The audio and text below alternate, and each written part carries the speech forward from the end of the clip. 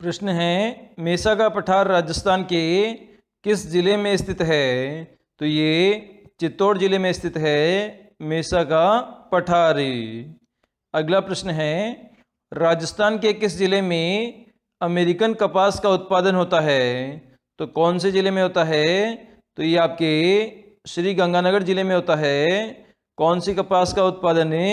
American कपास का उत्पादन है। और जो अन्न है उसका भी जो सबसे ज़्यादा उत्पादन है वो आपके गंगानगर जिले में होता है, इसलिए इसे अन्न का कटोरा भी कहते हैं। अगला प्रश्न है, जल और घास के अभाव, वायु और धूप की अधिकता तथा धान की अधिकता वाले प्रदेश को क्या कहा जाता है? तो इसे जांगल प्रदेश के रूप में जाना जाता है। अगला प्रश्न है, किस जिले में सरिस्का बाग परियोजना स्थित है? तो आप सभी जानते हैं ये अलवर जिले में स्थित है सरिस्का बाग परियोजना। अगला प्रश्न है, दक्षिणी पूर्वी राजस्थान में इनमें से कौन सी मृदा की प्रधानता है? तो कौन सी मृदा पाई जाती है? तो यहाँ पर काली मृदा पाई जाती है। और काली मृदा कौन सी फसल के लिए उपयुक्त होती है? ये आपके कपास की फसल के लिए उपयुक्त मृदा होती है काली मृदा। मतलब दक्षिणी पूर्वी जो क्षेत्र है जिसे आप हाड़ौती क्षेत्र कहते हैं, जिसमें कोटा, बूंदी, बारा और झालावाड़ जिले आते हैं, तो यहाँ पर मध्यम काली मृदा पाई जाती है। अगला प्रश्न है, फुलवाड़ी की नाल अभ्यारण्य किस जिले में स्थित है? तो ये आपका उदयपुर जिले में स्थित है फुलवाड़ी की नाल अभ्यारण्य।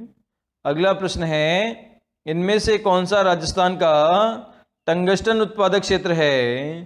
तो डेगाना है जो कि आपके नागौर जिले में पड़ता है, ये टंगस्टन उत्पादक क्षेत्र है। अगला प्रश्न है, इनमें से कौन सा राजस्थान का प्रमुख जिप्सम उत्पादक क्षेत्र है? तो कौन सा जिप्सम के उत्पादन करता है? तो बीकानेर करता है, गंगानगर करता है और हनुमानगढ़ क्षेत्र। ये तीनों ही क्षेत्र जिप्सम के प्रमुख उत्पादक क्षेत्र है। अगला प्रश्न है, विश्व में सबसे अधिक आबादी वाला मरुस्थल कौन सा है?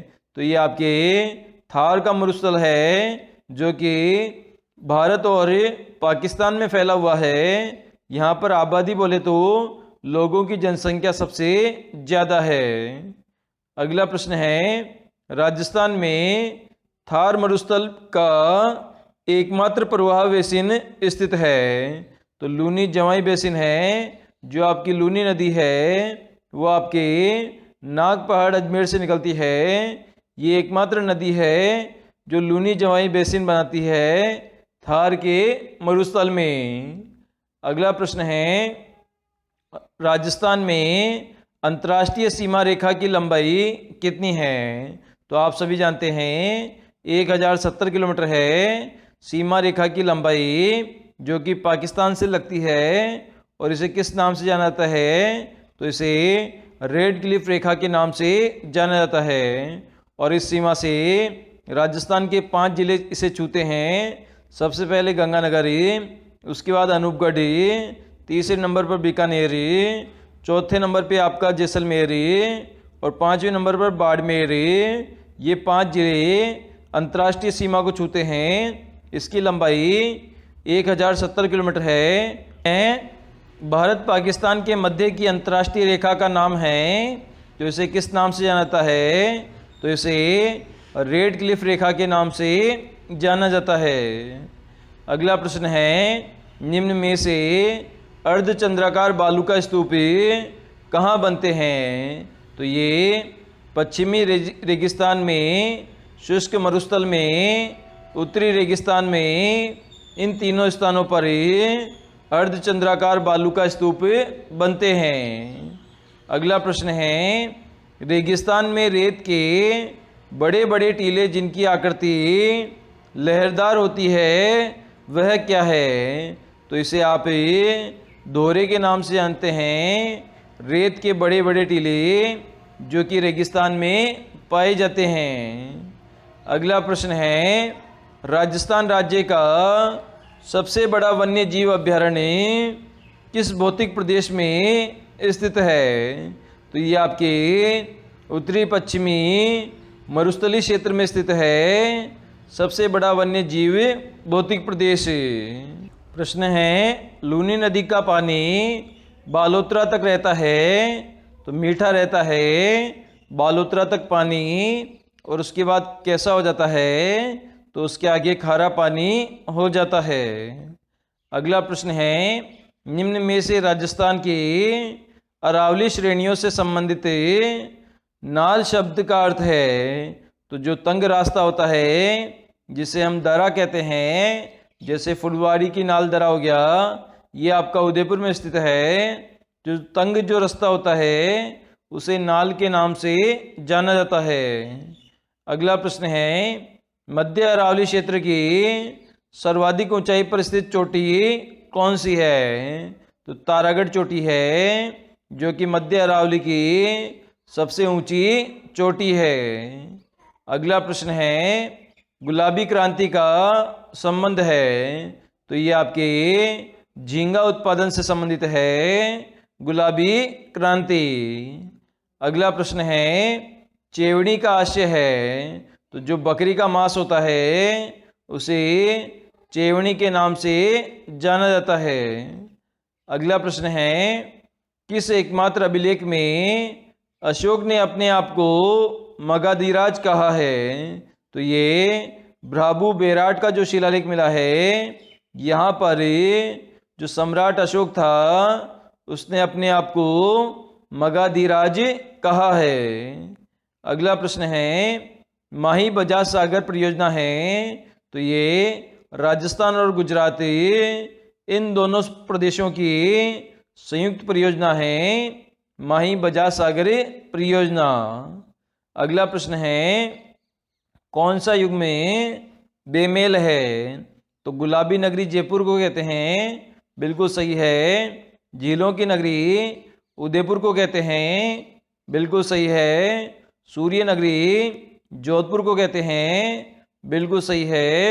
वस्त्र नगरी कोटा को कहते हैं, ये ऑप्शन आपका गलत है, क्योंकि वस्त्र नगरी तो भीलवाड़ा शहर को कहते हैं।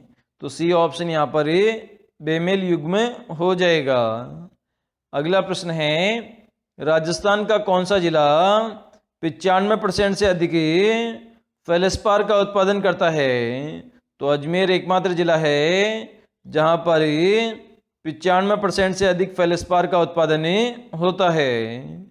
अगला प्रश्न है, माधो सिंह और जवाहर सिंह के मध्य किस युद्ध से संबंध है? तो इन दोनों के मध्य कामा का युद्ध हुआ था 1768 ईस्वी में माधो सिंह और जवाहर सिंह के मध्य। अगला प्रश्न है, इंदिरा गांधी नहर परियोजना क्षेत्र में पशुपालन विभाग द्वारा सेवण घास के संरक्षण और हरे चारे की उपलब्धता सुनिश्चित करने हेतु कौन सा कार्यक्रम में संचालित किया जा रहा है? तो इसके लिए गोल्डन ग्रास प्रोजेक्ट शुरू किया जा रहा है, जो ताकि जो हरा चारा है उसकी उपलब्धता सुनिश्चित की जा सके। अगला प्रश्न है, किस जिले में आकलवुड फॉसिल पार्क स्थित है? तो ये आपके जैसलमेर जिले में स्थित है, आकलवुड फॉसिल पार्क। अगला प्रश्न है, राजस्थान में किस स्थान पर 30 टन क्षमता का तांबा गलाने का संयंत्र लगाया गया है? तो ये खेतड़ी में लगाया गया है, जहाँ पर तांबे की सबसे बड़ी खान है, यहाँ पर लगाया गया है 30 टन क्षमता का तांबा गलाने का संयंत्र। अगला प्रश्न है, रूपाजी और कृपाजी नामक किसान नेताओं का संबंध किस आंदोलन से है? तो ये दोनों ही बेगू किसान आंदोलन से संबंधित है, रूपाजी और कृपाजी। अगला प्रश्न है, स्थलाकृति की दृष्टि से राजस्थान के किस प्रदेश को एक विशाल इंसेलबर्ग की संज्ञा दी गई है? तो ये आबू पर्वत खंड को दी गई है एक विशाल इंसेलबर्ग की संज्ञा।